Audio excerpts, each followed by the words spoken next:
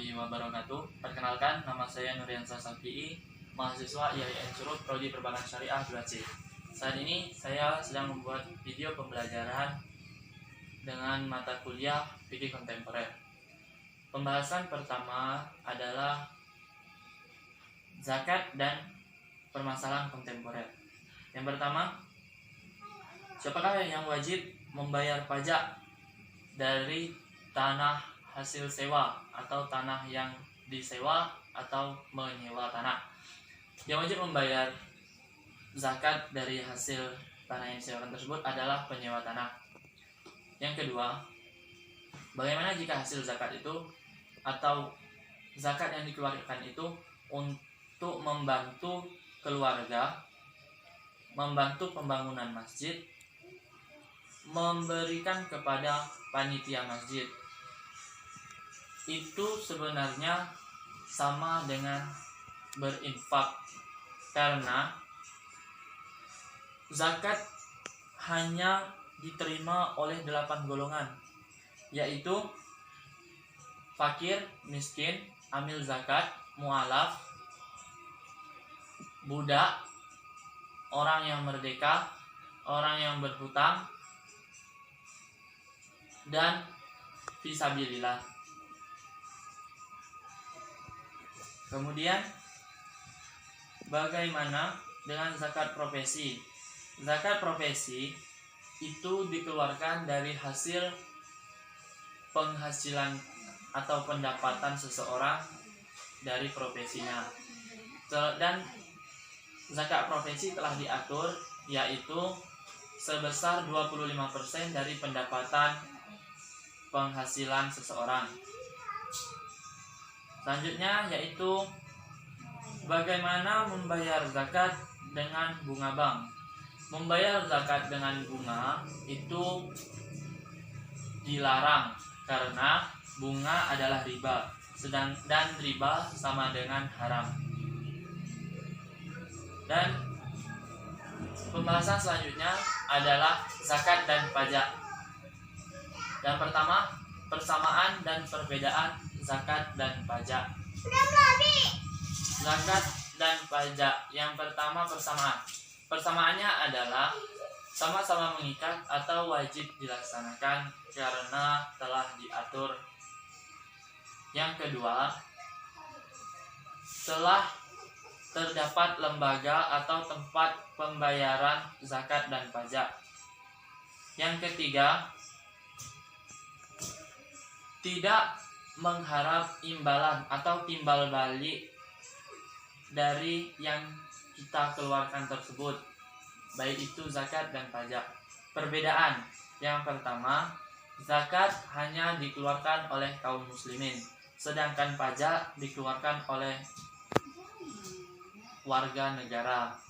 Yang kedua, zakat telah ditentukan dalam Al-Quran dan hadis, sedangkan pajak ditentukan oleh negara. Yang ketiga,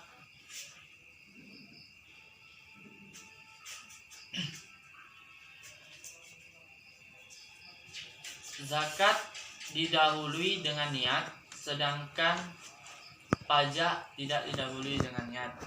Yang selanjutnya yaitu antara zakat dan pajak, manakah yang harus didahulukan? Yang pertama, zakat.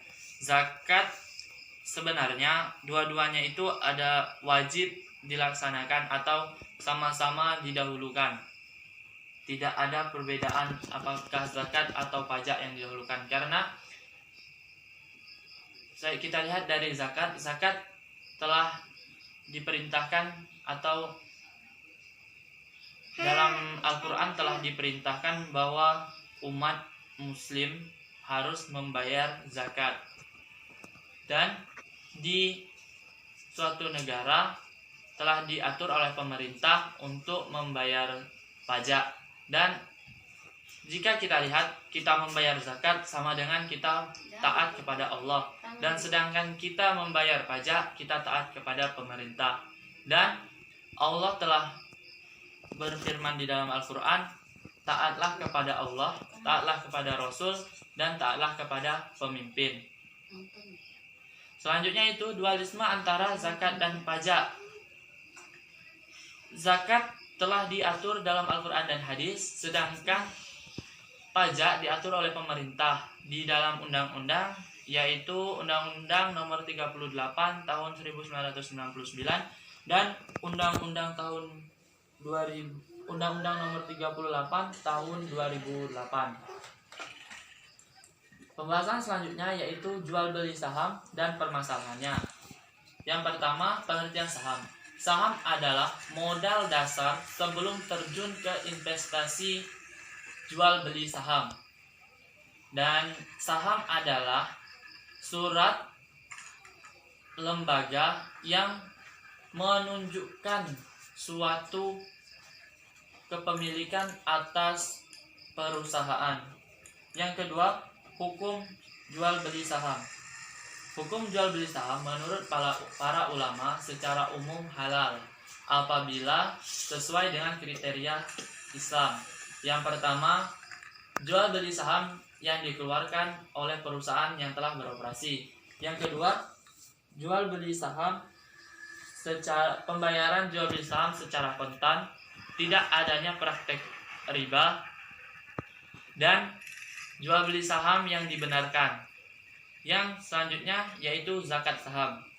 Zakat saham itu sama dengan zakat profesi, karena zakat saham sama dengan pendapatan seseorang dan telah diatur seperti yang telah disampaikan sebelumnya, yaitu dikeluarkan sebesar 25% dari pendapatan tersebut. Ini adalah multi level marketing atau MLM dalam ekonomi syariah. Multi level marketing adalah teknik pemasaran berjenjang, di mana sales tidak hanya menawarkan produk, tetapi sales juga merekrut anggota baru. Sistem-sistem yang dilakukan dalam multi level marketing, yang pertama adalah binary plan, yang kedua matrix, dan yang ketiga breakaway. Adapun keunggulan dan kelemahan dari multi level marketing atau MLM. Yang pertama, keunggulannya adalah dapat mendatangkan passive income.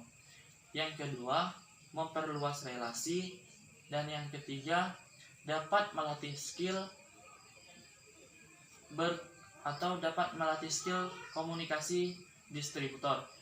Sedangkan kelemahannya adalah dominan produk MLM tersebut mahal. Yang kedua, MLM tidak bertahan lama, dan yang ketiga, uang dari nasabah tidak dijamin keamanannya dalam MLM atau multi level marketing. Selanjutnya adalah pasar uang dan bursa valuta asing. Yang pertama, pasar uang. Pasar uang adalah perdagangan surat-surat berharga jangka pendek, sedangkan valuta asing adalah mata uang luar negeri seperti US dollar, ringgit, peso, dan lain-lain. Selanjutnya adalah pandangan Islam terhadap pasar uang dan valuta asing. Yang pertama, pasar uang. Pasar uang yang diperbolehkan adalah yang tidak mengandung bunga dan riba, sedangkan valuta asing adalah harus membayar sama tunai atau dengan mata uang yang jenisnya sama serta tidak melebih-lebihi.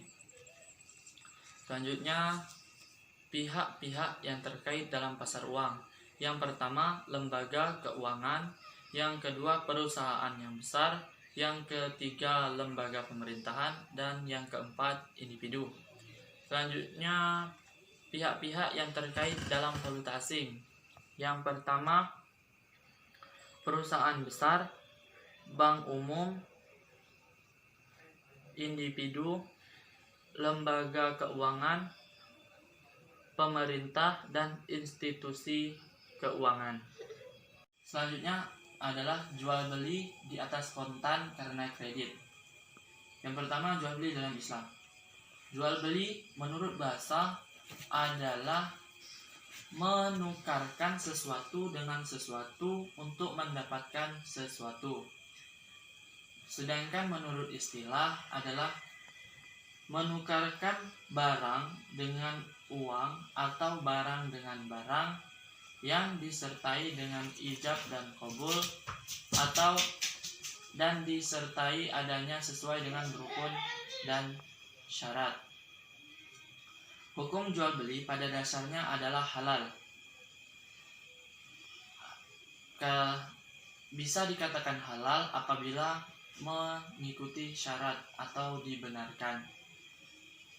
Dasar hukum jual beli terdapat dalam salah satunya terdapat dalam Quran surah Al-Baqarah ayat 275 yang berbunyi wa halallahul bai'ul wa harramar riba, yang artinya Allah menghalalkan jual beli dan mengharamkan riba. Yang terakhir adalah bolehkah jual beli di atas kontan karena kredit? Jawabannya boleh. Akan tetapi harus adanya perjanjian atau ketetapan seperti berapa angsuran yang harus dibayar setiap angsuran, dan hal tersebut harus diselesaikan sebelum meninggalkan jual beli atau sebelum menyelesaikan akad. Dan pada saat akad, barang yang akan dijual belikan itu harus ada pada saat akad tersebut. Baiklah, itu saja video pembelajaran dari saya. Saya akhiri. Wassalamualaikum warahmatullahi wabarakatuh.